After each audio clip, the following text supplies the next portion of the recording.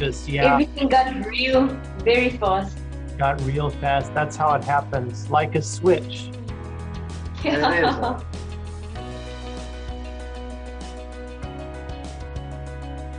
Shaun and Madelyn both on this venture have led to charmed life. As they say, they went from 0 to done in 4 months. I mean, he's waiting literally just a couple of weeks to get his work visa. And, you know, there's a tremendous amount of people that have taken a lot longer even to just get a job offer. How is the mood there at home? Anxious? Yeah. Anxious, yeah. Everything got real very fast. Got real fast. That's how it happens. Like a switch. Yeah. Yeah. Well, that's really great news. I was really excited to hear that everything is open now. The new opportunities for life. Your family, It's for life now. safe. Yeah, and now you've got. Cliff gave me a little bit of insights into, you know, you're getting other people's eyes looking in your direction now too, including your boss. Yes. Now the thing is, I would like to tell my story because it will inspire the other people to also see the bigger picture and to get motivated and to see that there is a future outside there, except sitting here and staying in South Africa and fighting for survival. The people that I spoke to that have gone over now recently all said the first 6 months up to a year is only getting your feet down and putting up house and getting to know your surroundings and getting comfortable with your surroundings. Yeah, I think it was 4:15. It's slightly after 4 o'clock. And my boss says, "Hey, it's Friday, go home." I said, "Well, I still had some things to do. I'll just finish up." I really did. I wasn't making it. I really had some things to do.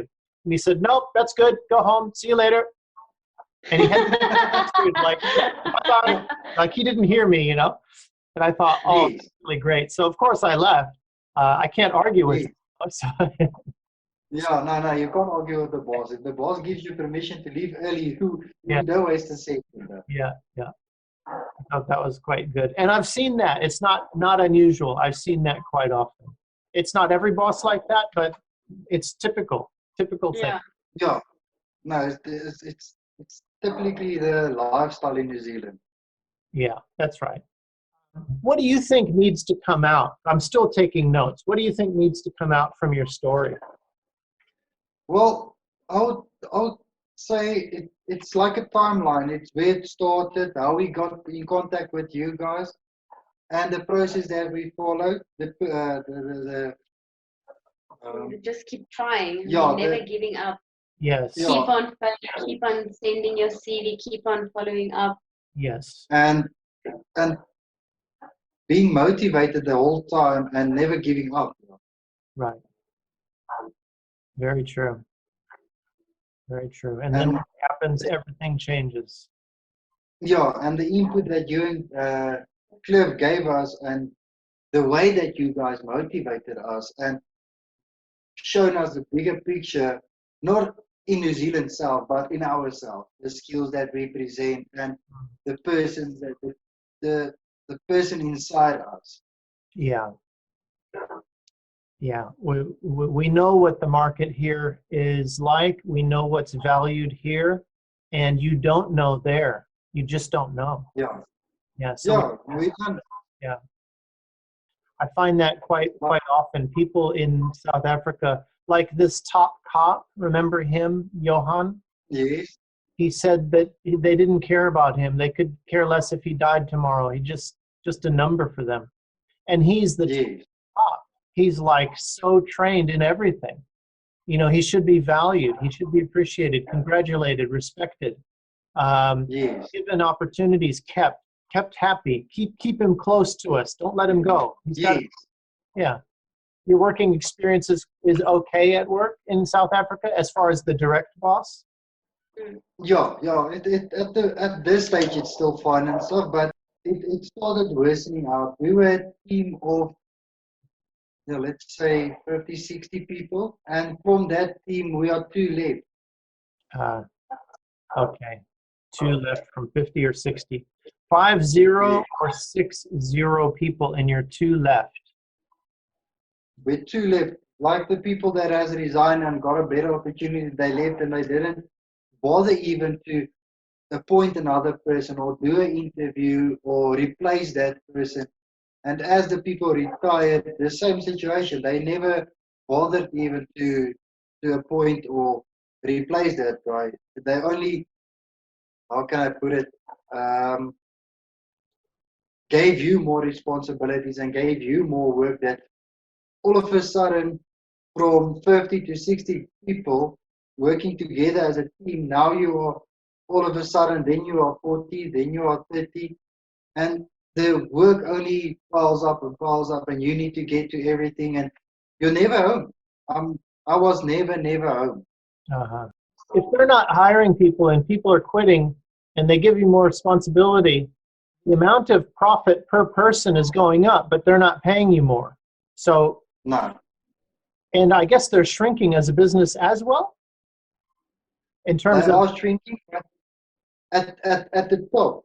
Yeah. Where one person is used to do all the job, Yeah. or do his work, there is now 5 people doing one person's work. But at the bottom, where you need 5 people to do all the work, there's only one person. I see. All right. And that's sort of going to fall over, because top-heavy systems, they fall over, don't they? Yeah, they fall over. They are used to stumbling over. Yes. Let's go before the timeline, if we could. What was it like growing up? Could I get a statement from Madelyn and from Shaun, how it was growing up, your memories? Okay, I'll let Madelyn go first. Okay, memories. Well, in the beginning, it was very fun. I can't remember South Africa being the way it is now. We played outside until late in the evenings, played in the street. It was very laid back. And as we grew up, it started, obviously, you had to be more cautious. You can't do this. You can't go out here. You have to be careful for this. And by now, well, we're now where we're at. We can't do anything. You can't go outside your home. You can't even drive without making sure your doors are locked, your windows are fine. Everything you have to put smash and grab on your windows just to be safe in your own car to drive from place to place. You have alarm systems, camera systems. It's not. You can't live here anymore. It's not the way I want my son to grow up. Basically, that's why we're leaving. So your experience of being a child was absolutely, completely different than what it is now. Completely different. I want my son to have the childhood we had. Yeah. Shaun, do you have anything to add to that? Well, when I was growing up, and I was staying in Kriel at that time, now it's a small mine village. And as well, we played outside until 10, 11 at night, no problems. And the neighbors actually, the neighbors and their children and stuff were all friends and used to come over for braai and have a nice evening with one another. And as I grew up, I was around about standard 9. Things started changing, and you need to be more cautious. And my parents as well, they told us, you aren't going alone to town and anything like that. Where usually I can remember like yesterday, I was standard 5 and there was a tuck shop close to our house. At 9 o'clock in the night, me and my brother used to walk around the corner, go to the tuck shop to buy some food drink and sweets and stuff, and we came back home, no problem. And as we got older, I was 19 years old. And I went to one of the tire fitment centers here in close to my house now. And I wanted to put new tires and mags on my vehicle. And as I drove out with the vehicle, my tires and rims was in the back of my bucket. As I drove out, they hijacked me. They stole my wallet, even my prescription sunglasses, they stole it. Okay, it's around about 14 years ago. And it's only gotten worse since then. And it only got worse and worse and worse. I moved to Middelburg in 2012, and I stayed in a townhouse. I was staying 6 months in Middelburg. And one afternoon, I came back from work, 2:30 the afternoon. I wanted to fetch something. As soon as I got home, I saw my back door standing open. And when I went into the townhouse, all my stuff, the only stuff that I had left was the overall and shirt on my body. The rest was all stolen. And when I went to the caretaker, they told me now there was a silver Polo loading everything. He thought we were moving. And that's when this immigration bug hit me, and I decided I'm going to pursue it. And it took me a while. And eventually, when Dante was born, I told Madelyn, now it's time. We can't stay here. What future does Dante have here? And it was a big discussion with the family and friends and everybody. And now we are where we are. Been quite a journey. On the timeline, as we continue on then, what are some of the other events that happened? You went on to Facebook, you joined some groups, or did you first start talking to some immigration agents, or did you first start doing some keyword searches, or maybe friends? No, we Googled a little bit, and then eventually, I don't know who added us on the group. My sister-in-law. Yeah, my brother's wife added us on this Facebook group, and that's where we got your contact details, and we went through the post that the people posted, and we spoke to one immigration agent, and we listened to what he said, and that's when we decided, okay, fine, we're going to attack this thing with a decent plan, and we sat down. Actually, we were laying in bed discussing the whole process and thinking of a plan how we are going to approach it. And we went for a weekend to my brother, and we told him, listen, this is our plan to immigrate and stuff, and that's how we got in contact with you. And from there, the advice that you gave us and the people that you pointed to us, we came in contact with them, and it was, I'm not going to say it was smooth sailing from there, but we had some hiccups and things to work through, and well, but not saying that not now. Yeah, we had a few hiccups with the job applications and stuff like that, but at the end, it's worth the while. It makes you only a better and a stronger person at the end. Let's talk about those hiccups and problems, but when we go back and talking about how I was introduced to you, I was amazed to find out all of those things that you were doing, and I know that the abilities for someone to do just part of that is quite in demand here. But you're the kind of guy who could basically handle any problem on 5 full coal-fed power stations. Yes. And you had this Brothers Keeper. You organized a system, Brothers Keepers system. That was something that you were part of, right? Yeah, and it's still like that, and it's something that I would like to implement that side as well. It just shows you that you're not a selfish person, and you rather help somebody than standing back and watch him struggle. Yeah. To organize the system that you're helping each decision maker at each power station, and you're all there for each other, realizing that most of your time is relaxed as long as you keep up with maintenance. If you don't keep up with maintenance, then most of your time is just in panic, which is no good. So you had this Brothers Keeper, all 5, working to get ahead of maintenance and helping each other when there was that unexpected panic. All 5 of you would go engage it. Yes. That's the biggest idea.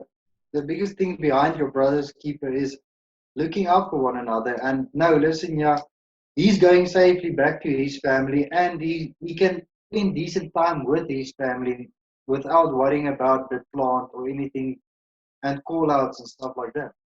That's it. You had the safety in mind. You had the knowledge, helping each other with knowledge in mind. You had efficiency. in mind, supporting each other, that team atmosphere, and the ability to do so many tasks on so many different machines. Not only do that, but maintain that and fix them, and also train others to do that. It's the full picture. And that's the whole thing behind everything. It's just be aware of what your surroundings, and there's a saying that says prevention is better than cure. Yes. Rather prevent the breakdown from trying to cure the problem. What I found interesting was that I didn't think you valued your abilities, and they're very much appreciated here. I know that. When I told you that, I think over a period of time you began to accept that's the truth. But at first it was a little bit of a communication. I don't know if we were communicating at the beginning. The thing is, in South Africa, the mindset, when you I don't know how to explain it, but if you enter a workplace or go for an interview, the attitude, if I can put it like that, when you enter a room for an interview or you enter a workplace, is you are not worthy of what you are doing. And that's the way they think they are keeping you from resigning or going to other job and stuff like that. And that's why it was hard to understand what you and Cliff were trying to explain to us, that our skills are, how can I put it, in demand that side, and the people that comes over with their special skills and stuff are more appreciated that side than being breakdown this side and being made feel you are not worthy of what you are doing. Cliff was doing your CV, I was doing the job side. Both of us recognized that independently. We both were saying the same things about your skill set and how it's appreciated here, and you began to accept that. How did that affect your mood and ability to engage the market? I can still remember, and the same with the video CV that me and you did, the one that we did unprepared. After a while I went through it, and actually when I did my interview for the job opportunity that I got now, I went to the unprepared one, and I went through it and I looked at it again, and that's the way how I prepared myself for my interview as well.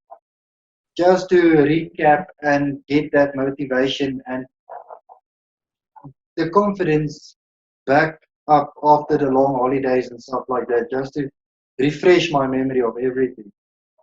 That's right, because we do it twice, don't we? We do it once, slowly, going step by step, and that's a surprise because you don't know the questions.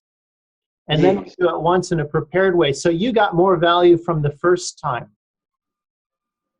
Yeah, because the thing is that it was unprepared, and all of those answers is directly who I am.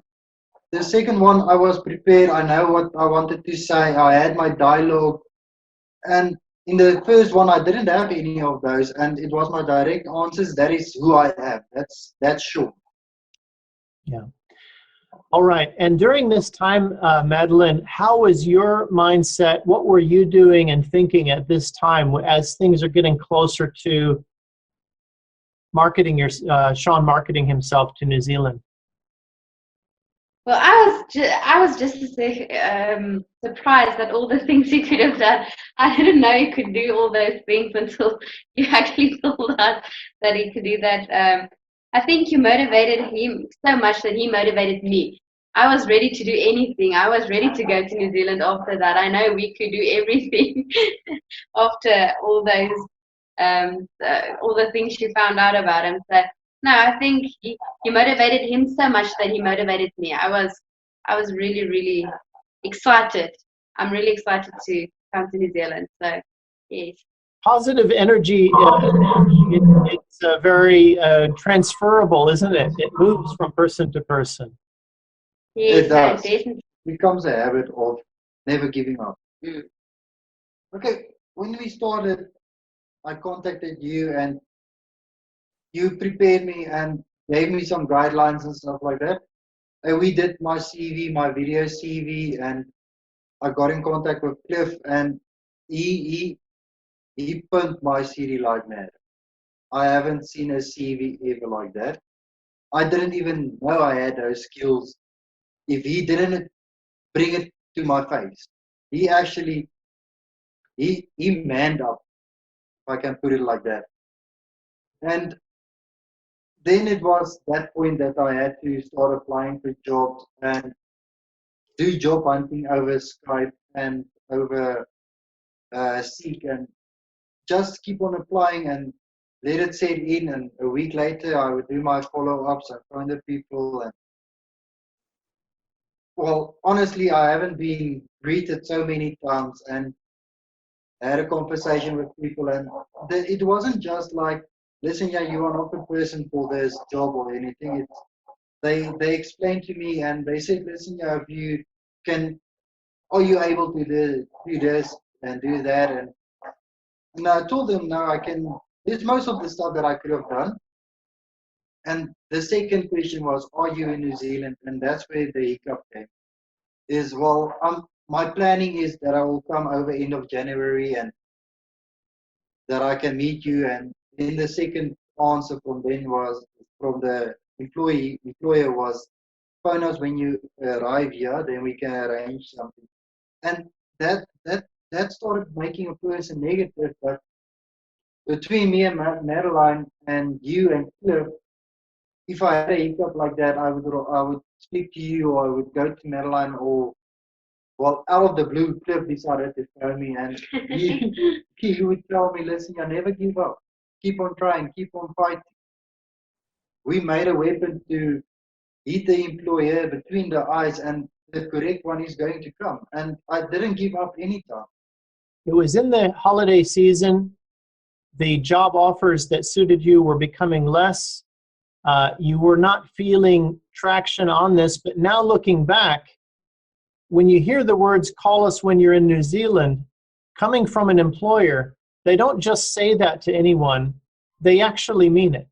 So recruiters will just say that because recruiters are sort of like used car salesmen in the profession of jobs. So you did well, but you didn't know you were doing well. Yes, there was one lady.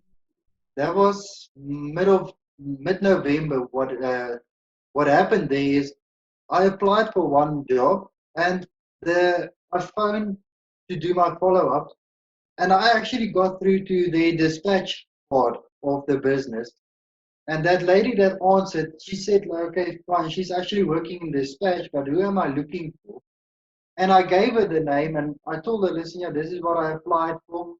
And she said, okay, fine, just hold on. And she said she's quickly going to type an email for this lady. The lady's name was Kate. And while I was explaining the reason why I was following up, she was typing an email, getting all my details, my New Zealand number and my email address and everything. And she said, okay, fine, she's going to CC me in the email. And she sent that email directly to Kate. And she CC'd me into it. And it was half an hour. It was half an hour later. And Kate phoned me back. And she said, listen, yeah, this lady, I can't remember her name now. She sent me this email saying you were busy with following up in connection with the fitter post that they had available. She would just like to find out, am I in New Zealand? When will I be arriving? And we had maybe, I think it was a 20-minute discussion of my skills and when I will be arriving and everything. And she actually sounded positive. And she said, I must phone her directly as soon as I am on the airport in New Zealand. I must phone her first, and then we can arrange something. That was not your typical request to call us when you're in New Zealand. She said, call from the airport when you land. Yes. Now, she said, as soon as I land, I must phone her, and we can definitely arrange something. Very good. So is that the job that you ended up to get? Is that where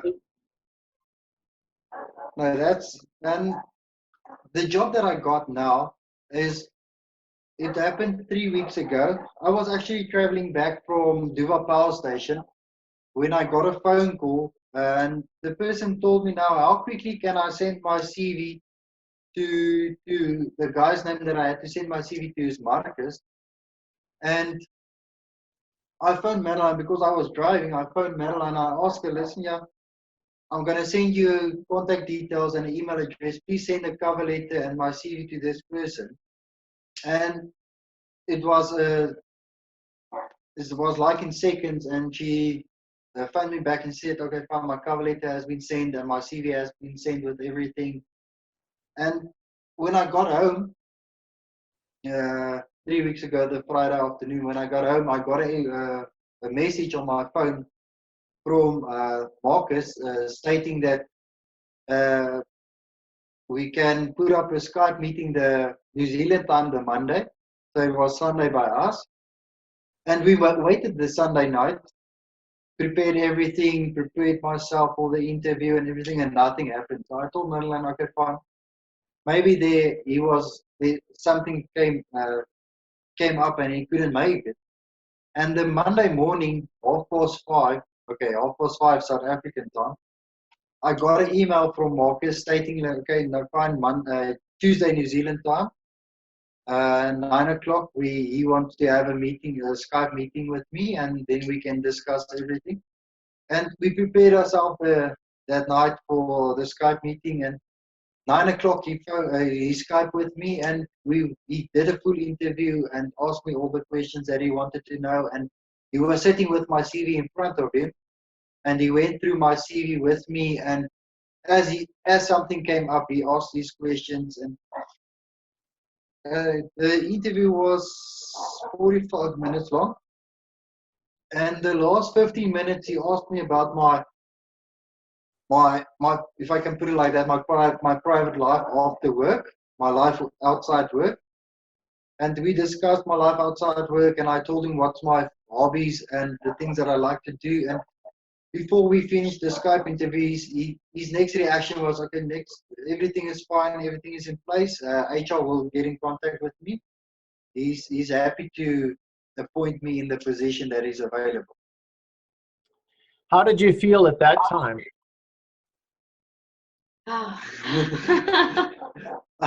If I have to tell you, I have to show it. Me and Madeline, as soon as that Skype interview was over and we could close the computer, me and Madeline was jumping up and down in the house and hugging each other. It's like a mountain off your shoulders. It's a big relief knowing, listen, yeah, your future is, you're going.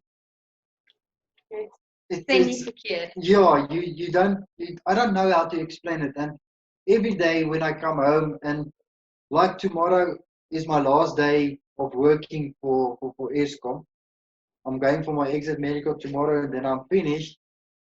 And knowing, listen, yeah, I'm doing this for a purpose, and it's not for myself. It's for better future for my son especially, and for a childhood for my son, and family time with my family in a safe environment where we can still go to the park and have some time with one another without me working 24/7 or being on standby 24/7.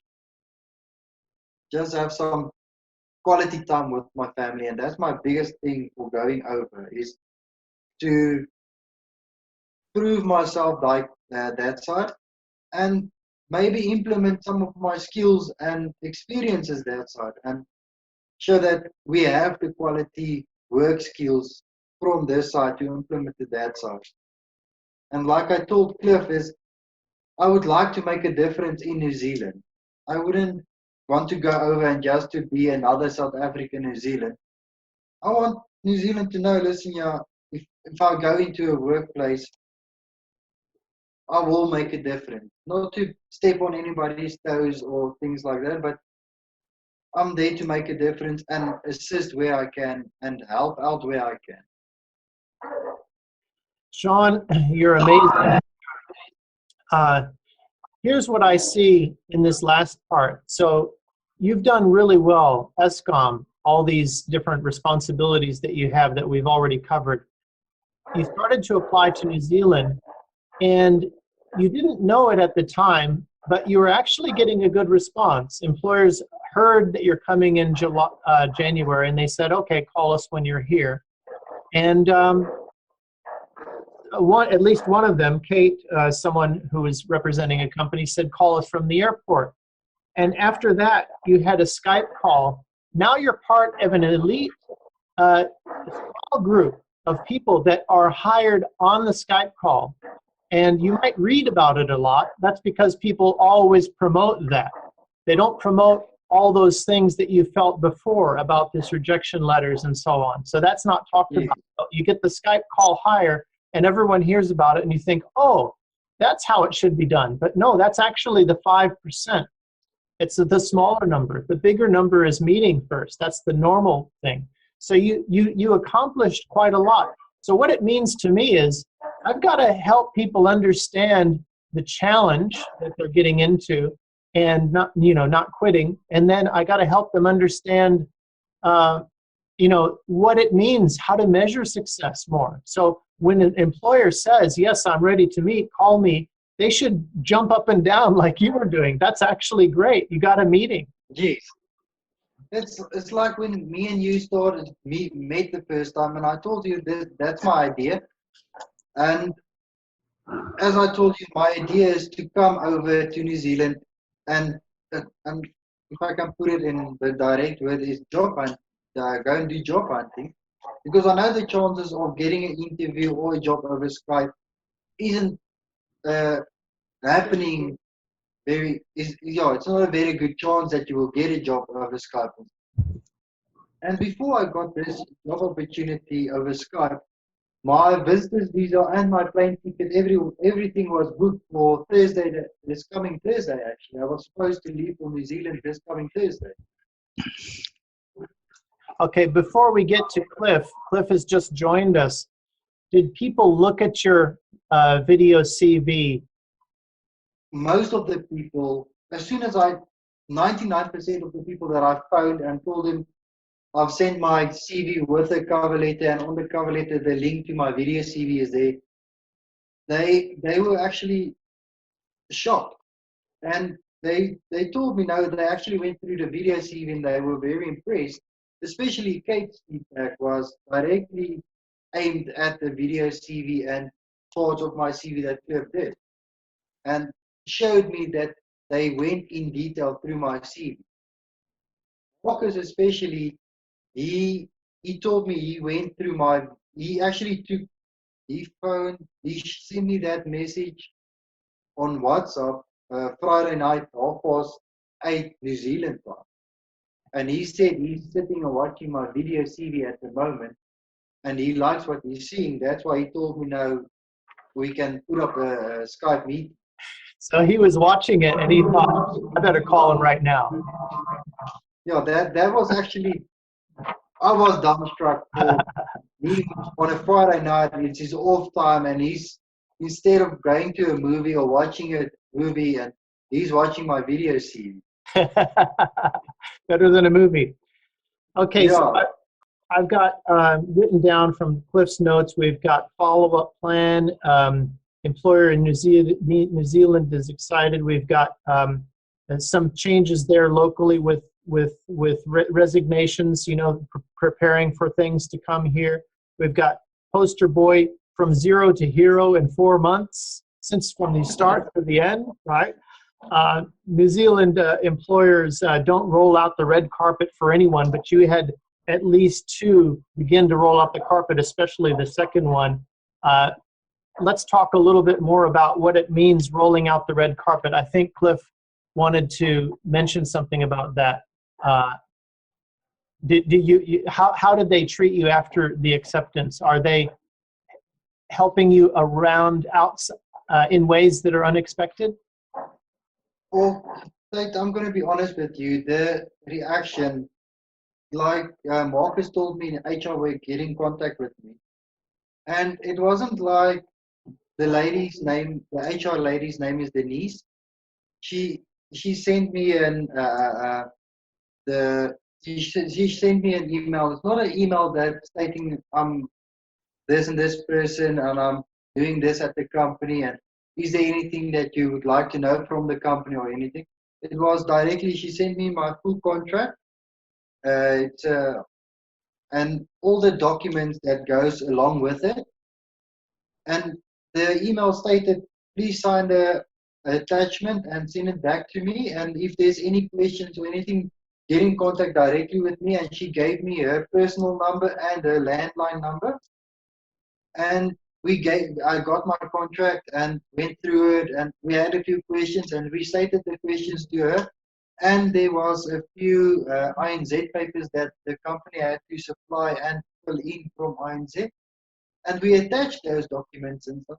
And it was, we sent it that South African time the morning, and New Zealand time in their morning, New Zealand morning. The next day we got all the documents and everything that we needed to apply for our visas. And we got an appointment at INZ for Friday, SA time, 8 o'clock Friday, to verify our passports, and then it's only the approval for our visas that has to be done. Very fast. The commitment from New Zealand side is breathtaking, and the response and assistance that we got from her is astonishing. I don't have other words to explain it. I don't know what they do to motivate the people that side to keep their attitude so positively and helping others in such a way of doing it with their full heart instead of doing it just get the thing out there and get it over with. Yeah, I think it's a little bit of the culture coming out on that. There may be also some individual leadership going on, but overall there's also a cultural element as well, the helpful mentality. Yeah. It was breathtaking, the assistance that she gave us in person. And Madelyn was talking to her as well when I was at work and I couldn't get by my computer or to my emails and stuff. Madelyn responded to her, and she responded to Madelyn as if she knew her like a friend. Good to hear. Cliff, is there anything you'd like to raise or ask as a question? Not really, other than Shaun is an awesome person. He's got an awesome CV. When we first met, I told him that, and he's so humble. He didn't realize how special he was or how good he was. He's learned since that everybody wants him and whatnot. And as they say, the employer is just going the extra mile for him, saying, we want you, what can we do to help you? But he's a very nice person. You know, we basically start off the relationship. He's a client, but he's a friend now, a genuine friend. And I think a lot of him. He's a nice guy. He's a good person. And he's going to make a great addition to New Zealand as an individual. He's just going to fit and probably do extremely well. Moving on with the timeline then, I guess we can project forward. Planning, what's the mood like? Are you still jumping around? Planning, what's it like talking with friends and family? I get mixed messages from that. Some people tell me it's extremely hard to communicate with family and friends because there's an aspect of jealousy, there's an aspect of you're betraying us or the country. There's sorts of things like that. I hope you're not getting too much of that. No. The family and friends.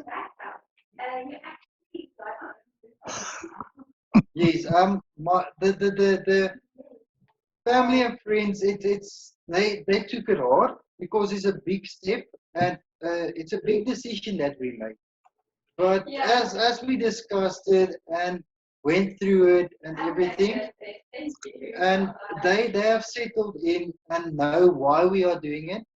And their mindsets have changed actually because now they see it as an opportunity. Like my dad said, now he has a holiday place outside South Africa. And he and my mom is retired and doing their stuff, and they are sitting at home and they see it as an opportunity to come out of South Africa, experience the rest of the world, and see what's the conditions that we live in and the conditions that they used to have when they were younger. And that's exactly why they gave us the red seal of going. Like you said, the red carpet of listen, go and explore the outside, give Dante a better future, grab every opportunity with both hands. All right. And you have some people decided to follow you and try to find work here as a result of your success? Well, I think Cliff knows firsthand of all the people who contacted him for CVs and cover letters and stuff. He can add a bunch of names because every time I've spoken to somebody, I told him, no, well, most of them ask me for where can they get info in connection with their CV. And then I told him, well, I used Cliff, and the result that I got was astonishing. And so they asked me, no, can they get Cliff's contact details? And I told them, no, you can contact him on Facebook, and he's more than willing to help you. And all of them, I don't have enough fingers on my hands to tell you how many people are there. And especially last week, I was dumbstruck when me and my boss, my manager, were driving to Standerton, and he started asking questions of the process and who did I speak to, and do I still have the contact details and of everybody that I spoke to, and the format of my CV. And so I told him that I can give him the whole process and every person that I spoke to and every person that assisted me and helped me through this process, where I was like a toddler. I didn't know where to start and where to take and where to leave until I got in contact with you and got in contact with Cliff, and you guys gave us guidelines and perspective of how New Zealanders work and what the employer is looking for, and the attitude that the employer approach a person, and not to come up front to be arrogant and think you are the best thing that happened. And one of my friends, he actually arrived in New Zealand Friday morning, 6 o'clock. He landed in Auckland, and he's there now on his work visa. He's starting his new job, and he said the assistance that he got, he's in that process now where he needs a car, where he needs a house, and he told me this. I was actually speaking to him an hour ago, and he said the assistance that he got from the people that side, he doesn't know how to explain it, and that makes me, I want to get there. I told Madelyn before we had this meeting now, is I can't wait for tomorrow afternoon, 4 o'clock, when I knock off for my last shift, to get everything, the last few bits. The house has been sold now. Most of the stuff inside the house is gone. The container has been arranged. Everything is falling into place, and Cliff knows the complete process. He spoke to me most of the time and tried to explain to me where I am and the red carpet, and I must come down from the ceiling and everything like that. I think he has told you that part of the story, but I can't wait to get that side and start my new life with my family, and it's a complete new beginning. And I promise you, there isn't going to be anything like looking back on the past and things like that. It's only the future that's ahead. But we definitely wouldn't have been able to do it without you and Cliff. Yeah. You've been a great help.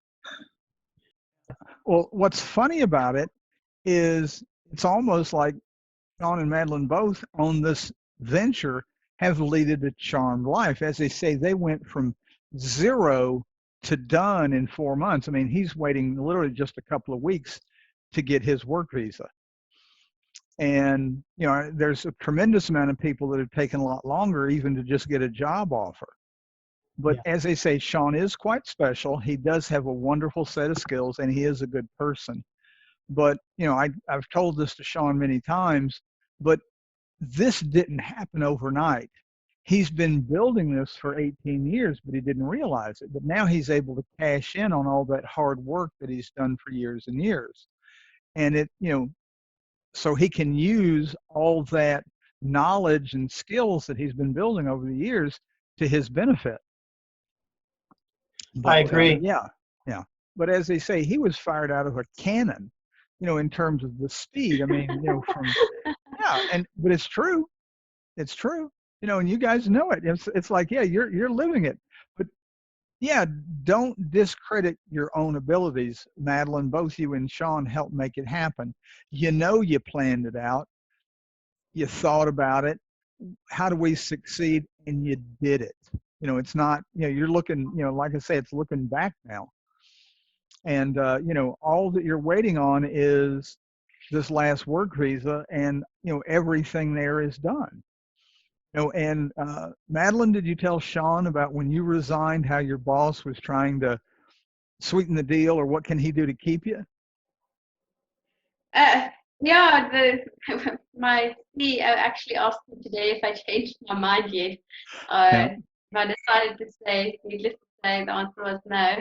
But my direct manager, my CFO, because he's very supportive. He understands where we come from. Sure. He wished me all the best. So no, I think at work, everybody is quite happy with the decision I made. Everybody knows where I came from. So it's just they obviously, I think they're sad but happy for me. Yeah. Well, as they say, I think a part of it is, you and Shaun will be happy here. You're going to be a good addition to the country. But Dante, your son, hit lotto. His life is assured, and that was your biggest motivation, was for him to have a happy life. And he has now what you can't buy in South Africa, which is safety and health and things of that nature. It doesn't matter if you're a millionaire, you could still wind up dead. Truly, it's not a joke. And that's true. Yeah. So as they say, he wins, you two win, and hopefully, if this is any indication of your future, geez, I don't even want to think what's going to happen after this, because Shaun's employer has even said, hey, if you keep doing this or whatever, we'll promote you here and here and here. And, his future looks really good. And they're $1 billion corporation, so I don't think they're going out of business anytime soon. But, yeah, so, he's picked a good one that has a good future, because Shaun's history is, he was at his last employer, Escom, for 18 years. And even now, he doesn't want to look for the next employer. He wants to go somewhere where he has some longevity and stuff. That's his history. He's not even talking it, he's living it. And he's just wanting to repeat that same success again. You've done it. You've done what other people are dreaming, and whether it was a dream or whatever, it's done, with the exception of getting on the plane. So, Shaun, when we go back to your process, now you're looking back. You're in a comfortable position now. You're looking back, and you're remembering there were some hard times you and Madelyn have went through during the feeling of rejection that was coming through. So my question is, what was your state of mind at that time when you had looked at some of these things that felt like rejection, and what pushed you through? What was the motivation that pushed you through these challenges? Thank you. You remember that one time I was at the point that I told Madelyn as well. We were lying in bed when I told Madelyn, listen here, I don't know what I can do more. I've told the employers I'm coming over in January, and the response is, are you in New Zealand? Do you have a work visa? Are you document ready? And I started feeling guilty of telling the employer, I'm still busy with my document. I will only be arriving in New Zealand, January. And I know they have those positions, they have to fill it. And they're not going to wait for me. There is people with double the skills that I have. And my biggest competition is another South African that's also applying for the same position. And at this stage, I contact you and I told you, in the email, I stated, I don't know which way to go anymore. I was at that stage negative. Inside, I felt negative. I'm not going over. I'm not reaching anything. I'm not making a breakthrough to any employers of just getting me out and just making one appointment, stating, listen, I have one appointment. It's motivation to go over, and I'm not landing there and okay, who am I going to see? Where do I start? And I didn't have that, and I didn't know where to start or how to go. And that's when I contacted you, and just to get that comfort back of don't give up, be positive. Yeah, the situation that you were in, you didn't realize that you were having success at the time when they said, we're happy to meet with you. And also, the holiday season isn't the best time to go. Although you were making some traction really close to the holidays, the best time would be to come in January. So I think I said just everything is going really well. Stay with the course, because this is only going to get better in January. And it got so good that they just took you. So that turned out to be true. What you said now was Madeline's direct words is, Tate said January is your best time, and look where we are now. We are hugging one another. The job opportunity, the job offer is there. Documents are signed and sent back. I'm taking notes here, and I'm looking at what other people are going to get from this interview. And here's what I think the benchmarks are. Number one, I got 4 points I think that other people can benefit from when they watch this. Number one, make a decision. That's what you did. You at some point you made a decision. We're going to do this. It was when you had this event happen and you had this discussions with Madelyn at night and thinking about it. You just decided we're going to do it. The next thing you decided was we're going to do it right. So we're going to set it all up.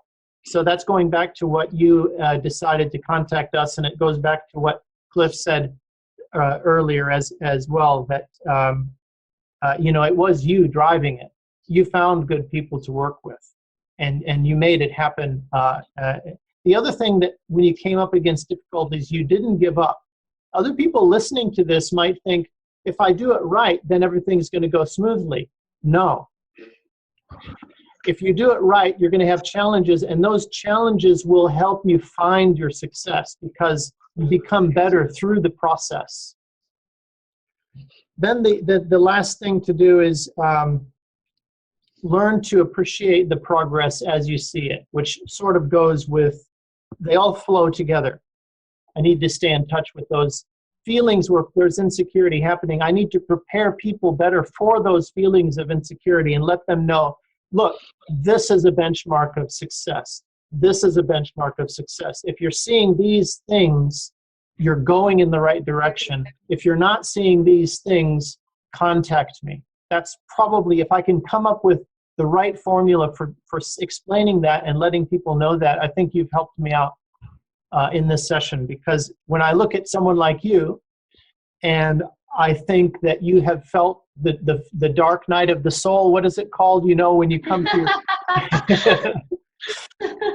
it's that breakdown. But if I can point out something, is when me and you started, and you show me the big points inside me, and prepared me for my video CV, and prepared me for those that first week of doing your follow-ups and things like that. I didn't know where to start. Me and Madelyn were sitting here at the table with the book and the laptop with that contact list that you must create and everything. And as soon as I made that first contact, and the lady said, no, she has received my CV, and the closing date of the job ad is only that time, and then I will get my feedback, but it looks good so far, and it is in the process. And after that phone call, I told Madelyn, I haven't even done a job interview in South Africa where the person was so humble and nice and helping me. And she knows I told her I'm from South Africa. I think she heard in my voice that I was nervous and I didn't know what to expect. And she stayed calm and relaxed and spoke to me in such a voice that the stress and the not knowing of what's going to happen just disappeared. The call after that went easy. And the following up became easier. And it the first email of rejection came through, and it was something, okay, you just brush it underneath the carpet and carry on. Hereby, the sixth email stating that you weren't the correct, the right candidate for the job opportunity, it started sinking in. Listen, yeah, I must do something different. What's going on? And that positivity started sinking away. Yes, and I'm going to be honest, I wouldn't have been able to done it without you and Cliff, because when I came into that dark part is I knew I can come back to you. I knew if I sent Cliff a message, it would be 5 seconds and he would phone me. Listen, yeah, never give up. Do this and this and this. Look this and this and this. And the same with what happened to you when I sent you that email is your direct response was, don't give up. Stay positive. Look at this. Try this. It is holiday season. You must remember this is going to happen. The employment rate is going down now because everybody's going to that holiday fever. But keep your eyes focused on January. January is going to pick up. As I said, Shaun's probably the strongest individual I've ever done a CV for. You know, it wasn't just he had done the same thing for 18 years. He had done a lot of different things at the same employer in that. And he was just exceptional at whatever he did. That's Shaun. He only knows how to exceed expectation or do it the best he can. That's in him personally. But as they say, his CV was so easy because he had so much to pull from. I didn't have to invent anything or fabricate. I actually had to cut out a lot of stuff. What was the time with Shaun to get the CV finished? Well, as they say, there was at least 4 significant periods, and it was probably 1 or 2 hours apiece with him and Madelyn, because what I was doing was making sure of certain aspects and, you know, trying to bullseye the target we were trying to hit. So it was just improving it with feedback from him, because, you know, the way I stated, your CV has to be an extension of who you are. Not who you want to be, but who you actually are. And as they said, he just had so much stuff that he had done, which was, you know, to a degree incredible. Some of the really good stuff, he said, cut that out because that made him look arrogant.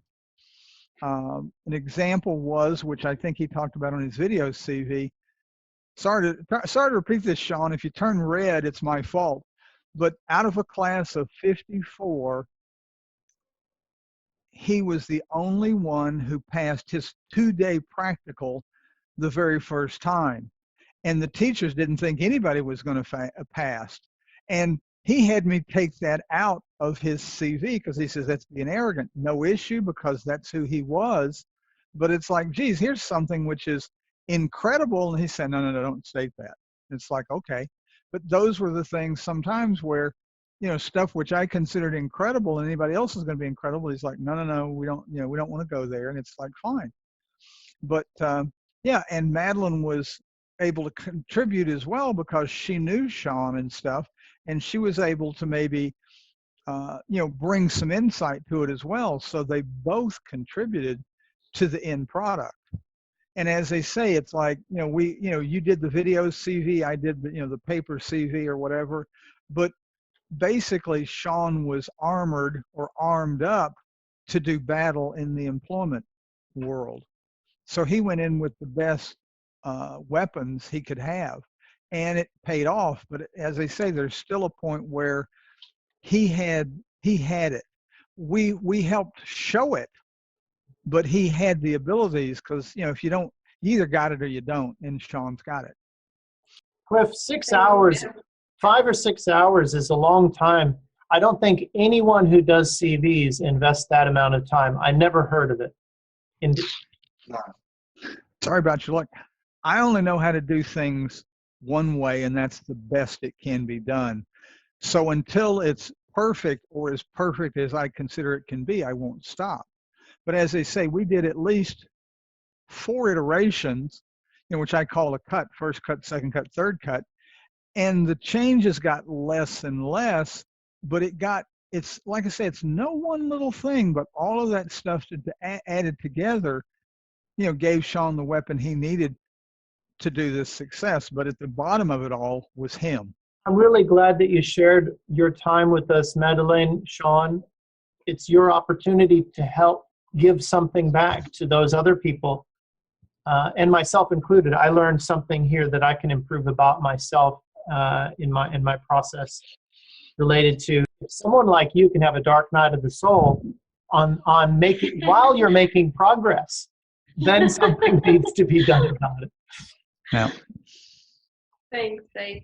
Thank you, Tate. And the thing is, I would love to have a copy of this, because in 10 years' time, when me and Madelyn sit down with Dante and explain to him the reason why we are in New Zealand, I can show him this, and he will have a better understanding of why we made the move and why he has a future at that stage.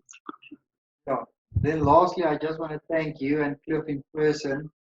And I would love to do it when I arrive in New Zealand, to meet both of you and thank you in person for all the assistance and bystanding, and especially in the dark nights with assistance and motivating me and keeping my focus on the main point of getting that side and getting a job opportunity. And at this stage, I have everything that all 3 or 4 of us worked on. And like Cliff said, we are all for just cashing in at this stage. Yep. It didn't happen overnight. It took you 18 years to get here, but you're here now, and you're making use of all that investment. You're clipping coupons. I look forward to meeting you, Madelyn and Shaun. Thank you, Tate. Shaun, I have one question for you, because Tate's probably going to cut a lot of this out. How is your party at work? It's only tomorrow. Oh, it's tomorrow. So, okay. Yes. Tomorrow is my last day. I'm going through to Joburg tomorrow morning to do my exit medical, and then it's all the farewells and everything. And tomorrow afternoon, 4 o'clock, I'm handing in my vehicle, my works vehicle's keys, and then I'm done. Cool. Now, Madelyn, have you got Shaun a presentation? Because he's a poster boy now, and everybody's going to ask him how you did it. How did you do this? Because other people have gone through it, but not nearly as fast as you. So they're going to want to know what you did. So rather than Shaun answer it 50 times, you may as well just have a PowerPoint presentation or something ready, where Shaun can just say it's on the web. Go here and take a look. In that presentation, sorry, Cliff. In that presentation, there's going to be 50 pages with you and Tate's contact details on. Yeah, the Eagles are going to be up there at the higher altitude soaring together. Well, let's go soar then. Yeah. Thanks. Bye, Tate. Bye, Cliff. Bye. Bye-bye. Bye, guys. Bye.